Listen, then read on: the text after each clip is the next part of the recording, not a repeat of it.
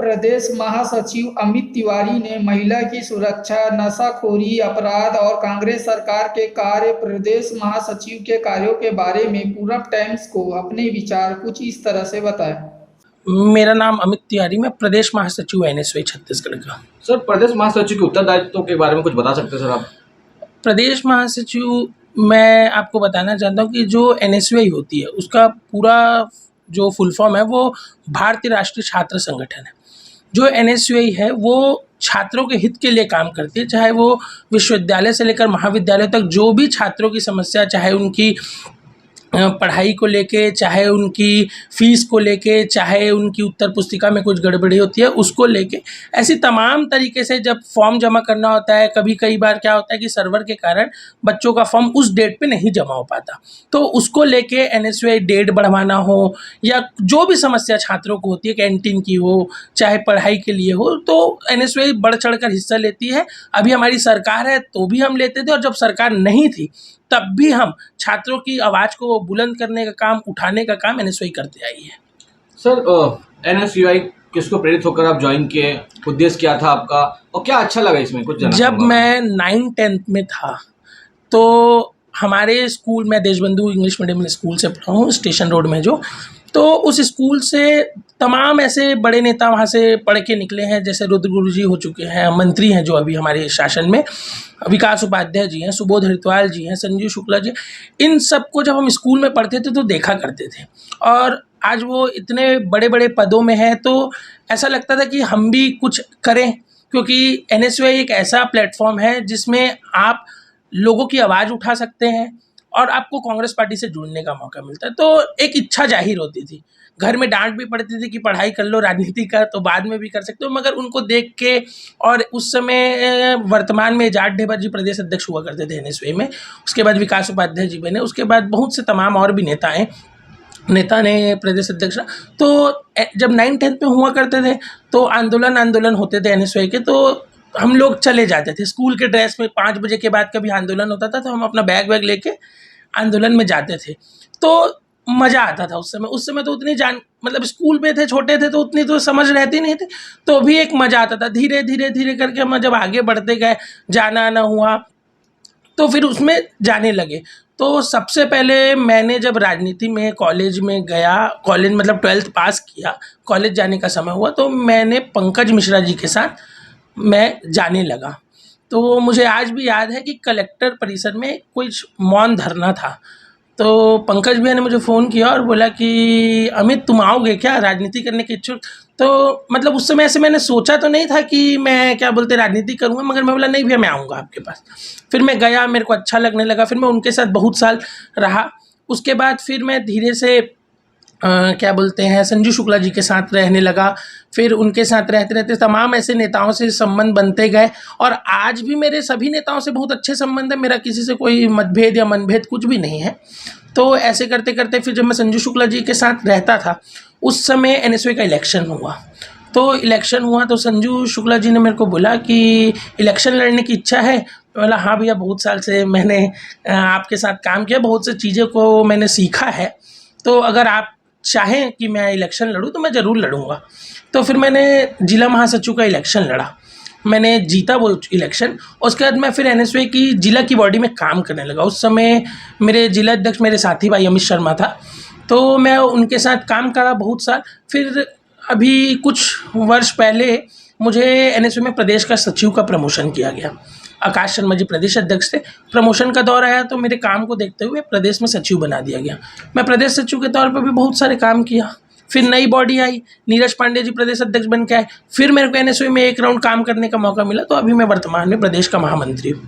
Congress party की जो सरकार है राज्य में, वो जो जनता है छत्तीसगढ़ की, भूपेश बघेल जी की जो कार्यशैली है उससे बहुत ज़्यादा प्रसन्न है, और हमको लगता है कि आने वाला जो इलेक्शन है उसमें हम 65+ के साथ सरकार वापस बना रहे हैं। और आप गांव-गांव जाएंगे या शहरी क्षेत्र में जाएंगे, ज़्यादा दूर की बात नहीं करता, रायपुर से थोड़ा सा आगे बिरगांव पड़ता है, उसके आगे और भी धरसींवा पड़ता है, ऐसे कई गांव हैं, वहाँ पे आज भी एक ही नारा है, काका अभी जिंदा है, भूपेश है तो भरोसा है। तो भूपेश बघेल जी की जो कार्यशैली है उस चीज़ में बोलने का तो है ही नहीं, लोगों को पता है। और रही बात छात्रों के लिए, तो आज से आप हमारी सरकार के 15 साल पीछे जाएंगे तो भारतीय जनता पार्टी की सरकार थी, उन्होंने छात्रों के लिए कभी कुछ नहीं किया, सिर्फ और सिर्फ एक लॉलीपॉप देने का काम किया कि टैबलेट बांट दो, मोबाइल बांट दो, ये बांट दो, वो बांट दो। और वो टैबलेट और जो मोबाइल वो बांटते थे और भी चीज़ें वो जो बांटते थे वो कोई चीज़ें ढंग की नहीं हुआ करती थी, सिर्फ और सिर्फ कमीशन के चक्कर में वो चीज़ें बांटते थे। मेरा वार्ड है, वहाँ पे तमाम हम जब घूमते थे, जब हमारी सरकार नहीं थी, तो लोग बोलते थे कि अरे ये मोबाइल में तो रमन सिंह का फोटो बस दिखता है, कुछ चलता ही नहीं है, खराब हो जाता है। तो आज भूपेश बघेल जी ने, देखो आप शहर में घूमो आपको पता चल जाएगा कि आत्मानंद स्कूल जो सीएम साहब ने चालू किया है, वो स्कूल जब से खुला है तब से प्राइवेट स्कूल में जो एडमिशन के लिए जो बहुत भीड़ होती थी, मशक्क़त करनी पड़ती थी, वो आज की डेट में नहीं करनी पड़ती। प्राइवेट स्कूल का टोटल एडमिशन मतलब 50% से भी कम हो चुका है। लोग चाहते हैं कि हम आत्मानंद स्कूल में अपने बच्चों का एडमिशन करें, जो वहाँ पे शिक्षा मिल रही है, जो वहाँ पे फैसिलिटी मिल रही है, वो चीज़ें और कहीं पे नहीं मिल रही है। हमारा छत्तीसगढ़ आज आत्मानंद स्कूल के नाम से बहुत पॉपुलर है, बाहर के राज्यों में लोग जाने जाते हैं। मैं तो ये सोचता हूँ कि अगर हमारे समय में क्यों सीएम साहब भूपेश बघेल जी मुख्यमंत्री नहीं बने, नहीं तो हम भी वो आत्मानंद स्कूल में पढ़ने का मौका मिलता। सर स्वास्थ्य के क्षेत्र में बोलना चाहूँगा, स्वास्थ्य के क्षेत्र में भी हमारी सरकार ने बहुत से अच्छे काम किए। पहले का मेकाहारा देख लीजिए और अभी का मेकाहारा देख लीजिए, साफ सफाई जो मरीजों को दिक्कत का सामना करना पड़ता था, आज वो तुरंत हो रहा है। बड़ी बड़ी मशीनें आ गई, डीकेएस खुल गया, तो जो काम प्राइवेट सेक्टर में 5 लाख 10 लाख लगता था, वो गरीब आदमी नहीं करा पाता था, आज वो काम मेकाहारा और डीकेएस हॉस्पिटल में किया जा रहा है। कि शासन और प्रशासन जो सख्ती कर रहा है वो तो दिख भी रहा है, हर दिन चौक चौराहों पे चेकिंग किया जा रहा है। जो भी छोटे छोटे बच्चे नशा के पदार्थ में, वो नशा जहाँ से आ रहा है उसमें साहब ने टोटल बैन लगाने का काम किया। पहले 15 साल पहले आज की डेट में नशा जिस हिसाब से हैवी था हमारे शहर में, वो आज की डेट में नहीं है।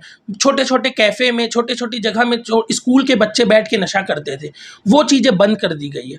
और रही बात जो आप केस की बात कर रहे हैं, वो केस, एक चीज़ बताइए, कोई किसी को बोलता तो नहीं है, या मैं किसी को तो नहीं बोलूँगा कि जाओ आप ये कर दो, जाओ आप इसको मार दो, जाओ, तो हम किसी को नहीं बोल सकते। अब सामने वाले की मानसिकता क्या है उस चीज़ को, मगर उस केस के ऊपर कड़ाई से उसको लिया जा रहा है। और जो केस में